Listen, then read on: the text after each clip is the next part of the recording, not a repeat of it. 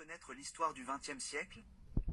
Êtes-vous sûr que la Première Guerre mondiale a été l'événement majeur qui a redessiné la carte du monde et remodelé la conscience de l'humanité? On nous a tous menti.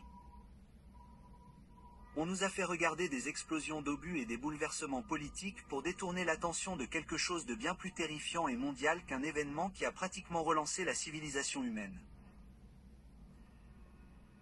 Avez-vous déjà entendu parler de l'encéphalite léthargique? Très probablement pas, ou peut-être seulement brièvement, comme une étrange curiosité médicale. Mais que se passerait-il si je vous disais que ce n'était pas qu'une maladie, et s'il s'agissait de l'opération à grande échelle visant à couper la conscience de millions de personnes, ce que l'histoire officielle qualifie honteusement d'épidémie pour dissimuler les traces d'une intervention artificielle? Imaginez une scène à glacer le sang. Nous sommes en 1916. Le monde est englouti par les flammes de la guerre. Mais à l'arrière-plan, dans les villes paisibles d'Europe, puis sur toute la planète, quelque chose d'inexplicable commence à se produire. Les gens s'endorment tout simplement. Ce n'est pas un sommeil ordinaire. C'est un état dans lequel une personne se transforme en statue vivante. Elle respire, son cœur bat, elle peut avaler de la nourriture si elle est nourrie, mais son esprit, ses roues, son âme sont comme débranchées de la prise.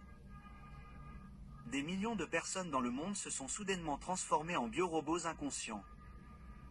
Les statistiques officielles, qui, comme nous le savons, ne sont pas fiables, parlent de 5 millions de morts et de millions d'autres qui ne se sont jamais complètement réveillés et sont restés dans un état végétatif pendant des décennies. Mais considérons une seconde, 5 millions de personnes à cette époque. C'est un nombre colossal, c'est la population de plusieurs pays européens. Et ces personnes ne sont pas simplement mortes d'une infection, elles ont été effacées de la réalité, leur conscience a été bloquée. Pourquoi les manuels d'histoire restent-ils silencieux à ce sujet? Pourquoi nous parle-t-on de chaque bataille, de chaque traité de paix signé? Mais nous gardons-nous dans l'ignorance du fait qu'un tiers de la population de la planète à ce moment-là était dans un état de conscience altéré ou de coma profond? La réponse est simple et terrifiante. Cela ne cadre pas avec la vision officielle du monde, car cela brise la chronologie linéaire du développement. Si vous commencez à comparer les faits, vous verrez un schéma effrayant. L'épidémie de maladie du sommeil a commencé précisément au moment où l'ancien monde s'effondrait. L'Empire russe, l'Autriche, la Hongrie, l'Empire ottoman, tous ces géants sont tombés précisément pendant cette période. Coïncidence? Dans le monde de la grande politique et de la gouvernance mondiale, il n'y a pas de coïncidence. Une étrange maladie transformant les gens en marionnettes dociles et sans colonne vertébrale apparaît précisément au moment où l'ancien ordre devait être brisé pour créer un nouveau monde totalitaire et contrôlé. Ne trouvez-vous pas étrange que le virus ou ce qu'il nous présente comme un virus ait agi de manière si sélective? Il n'a pas touché les poumons ni le cœur. Il a touché précisément sa cible, le cerveau humain, plus précisément la partie responsable de la volonté et de la conscience. C'était une lobotomie à l'échelle planétaire. Regardons les symptômes de plus près. Les médecins de cette époque étaient en panique. Ils n'avaient jamais rien vu de tel. La population se figeait dans des poses totalement contre nature et pouvait rester ainsi des heures, jours, semaines. C'est ce qu'on appelle la catatonie. Mais le plus terrifiant n'était pas l'immobilité. Le plus terrifiant était dans leurs yeux. Les survivants ont décrit leur état comme une captivité. Ils entendaient tout, comprenaient tout, mais ne pouvaient même pas bouger le petit doigt. Ils étaient prisonniers de leur propre corps, comme dans des cellules de prison. Qui aurait pu créer une prison aussi parfaite pour l'esprit? La nature ou ceux qui possèdent des technologies dont nous n'avons pas le droit de connaître l'existence. Rappelons qu'à cette époque, au début du XXe siècle, le développement de la communication radio et des technologies électromagnétiques a connu un bond en avant. Nous avons l'habitude de considérer la radio comme de la musique et des informations. Mais que se passerait-il si les premières tours mondiales installées dans le monde entier transmettaient plus que du code Morse?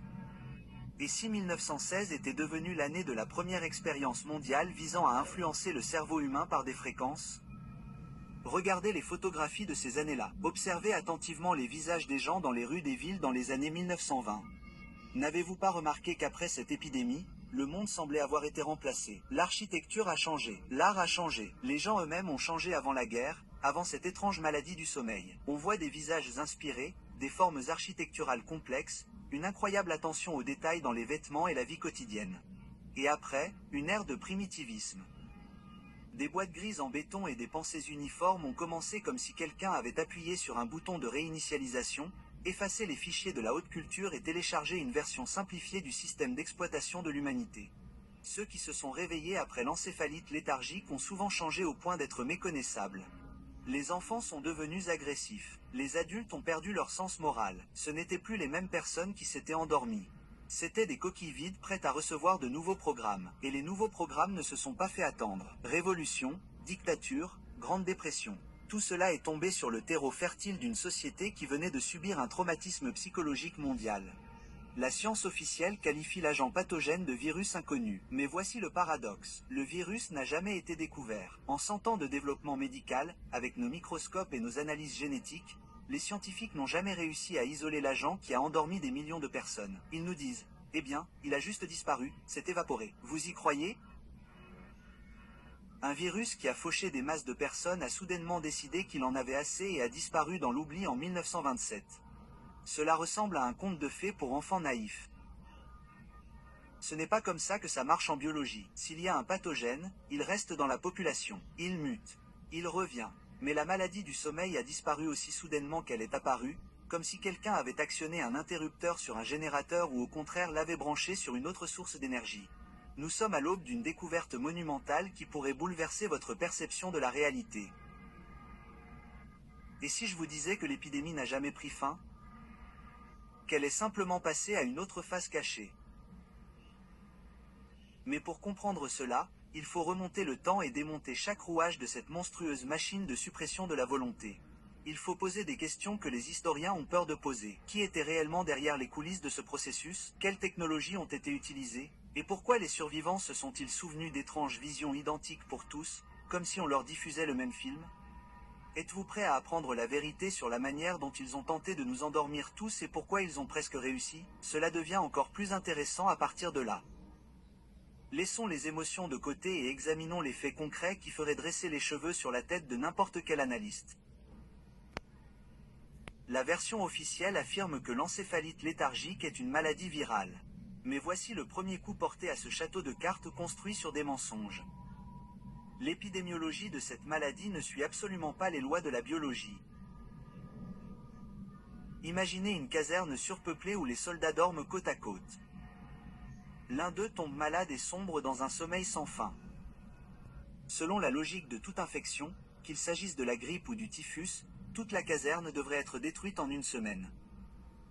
Mais cela ne s'est pas produit. Une personne tombait malade tandis que son voisin restait en parfaite santé. Le virus ne se transmettait pas d'homme à homme par voie aérienne comme ils nous le décrivent.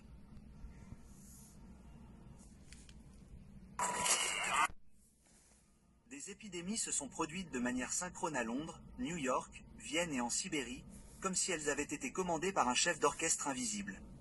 Ce n'est pas le comportement d'un agent biologique. C'est le comportement d'un signal ou les conséquences d'une dispersion mondiale d'une substance qui s'est déposée de manière inégale. Rappelons que c'est précisément au cours de ces années 1915 à 1918 que l'humanité a utilisé massivement les armes chimiques pour la première fois de son histoire. Des tonnes de chlore, de phosgène et de gaz moutarde ont été libérés dans l'atmosphère. On nous dit que le gaz s'est dispersé sur les champs de bataille, mais l'atmosphère terrestre est un système fermé. Où sont passées ces milliers de tonnes de neurotoxines? Elles n'ont pas simplement disparu sans laisser de traces.